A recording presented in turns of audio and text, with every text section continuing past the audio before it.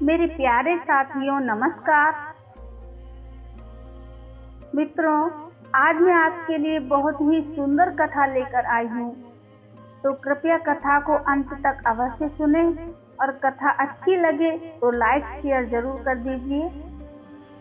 तो दोस्तों, आइए कथा को शुरू करते हैं। फिर दोस्तों, एक बार माता पार्वती और भगवान शिव कैलाश पर्वत पर बैठे थे और अपने भक्तों के बारे में सोच रहे थे, क्योंकि भगवान तो केवल भाव के भूखे हैं। उन्हें अपने भक्तों से कुछ नहीं चाहिए।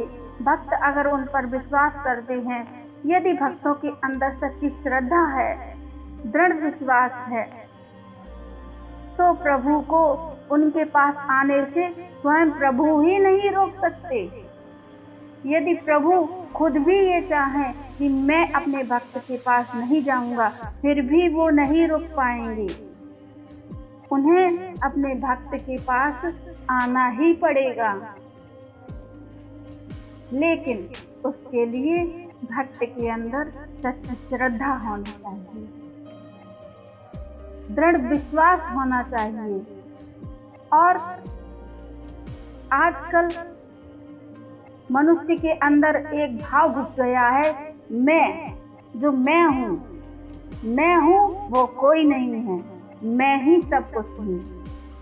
ये जो मैं है ना, ये मैं ही मनुष्य को भगवान से दूर करता है। तो भगवान शिव और माता पार्वती अपने भक्तों के बारे में यही सोच रहे थे कि मेरे भक्तों के लिए क्या अच्छा है, कैसे मेरे भक्त मेरे लोक में आ सकते हैं। भक्त के लिए जो भी अच्छा होता है भगवान वही करते हैं। लेकिन मनुष्य क्या सोचता है कि मुझे इतनी परेशानियां क्यों मिल रही हैं।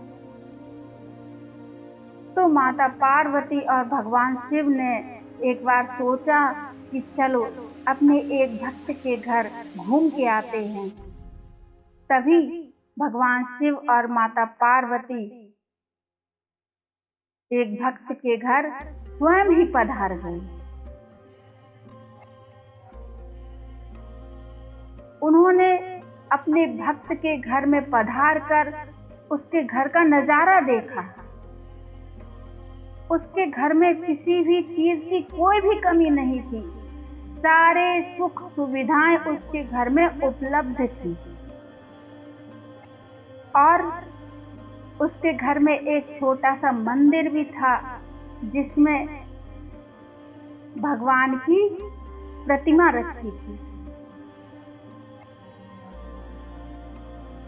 तो प्रभु ने जब भक्त को दर्शन दिया तो भक्त बड़ा खुश हुआ, बड़ा प्रसन्न हुआ, जैसे कि मानो उसे अपनी भक्ति का फल मिल गया है। तो भगवान शिव अपने भक्त से कहने लगे कि हे भक्तराज, मैं तो तुमसे बहुत खुश हूँ, बहुत ही प्रसन्न हूँ, लेकिन तुम ये मत सोचना कि मैं तुम्हें कोई वरदान देने आया हूँ। मैं तुम्हें वरदान देने नहीं आया। आज तो मैं तुमसे कुछ बातें करूंगा। तो भगवान भक्त के साथ साथ चलने लगे, जैसे कि दो दोस्त जा रहे हैं। इस तरीके से प्रभु अपने भक्त के घर में घूमने लगे और घूमते जा रहे और किसी भी चीज के बारे में पूछते जा रहे। कैसे कि भगवान शिव ने पूछा कि ये गाड़ी किसकी है। तो भक्तराज ने कहा, प्रभु ये आप ही की है। फिर आगे बढ़े। फिर भगवान ने जो जो उनको वस्तुएं दिखी, हर एक वस्तु के बारे में पूछा। उस भक्त का एक ही उत्तर मिला, प्रभु ये सब आपका है। भगवान ने पूछा, ये मकान किसका है। तो भी कह दिया, प्रभु ये आपका है। यहाँ तक के घर के सभी सदस्यों के बारे में भी पूछ लिया फिर भी भक्त का वही जवाब रहा, प्रभु आपके ही हैं सब।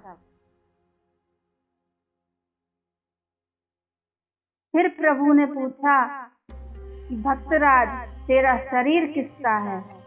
तो भक्त ने फिर से कह दिया, प्रभु आप ही का है। फिर घर के पूजा स्थान पर जाकर भगवान शिव अपनी तस्वीर की ओर इशारा करते हुए बोले, ये तस्वीर किसकी है? ये कौन है? तो भक्तराज अपनी आंखों में आंसू लिए बोला, सिर्फ ये ही तो मेरे हैं, बाकी सब तो प्रभु आप ही का है, ये तो मेरे हैं। तो प्रभु बड़े भावुक हो गए और माता पार्वती के बारे में तो ये कह सकते हैं कि वो तो ममता की देवी हैं। तो वो तो भाव विभोर हो गई। भक्तराज हाथ जोड़कर कहने लगा, प्रभु तन भी तेरा, मन भी तेरा, तेरा पिंड और प्राण भी तेरे, प्रभु सब कुछ तेरा, बस एक तू ही मेरा। तो दोस्तों, ये जो कुछ हमें इस धरती पर, ये जो सुख सुविधाएं, ये शरीर, ये कपड़े, ये जो रिश्ते नाते सब कुछ हैं, ये किसकी देन है? ये प्रभु की ही देन है। फिर भी मनुष्य इसके लिए झगड़ता है, ये मेरा, ये तेरा, ये मेरा, ये तेरा। ऐसा क्यों है? दोस्तों, ये कथा आपको कैसी लगी कमेंट में जरूर बताइए। कथा अच्छी लगी हो तो लाइक कर दीजिए और चैनल को सब्सक्राइब कर लीजिए। तो मिलते हैं फिर एक और अच्छी सी कथा के साथ। तब तक के लिए नमस्कार।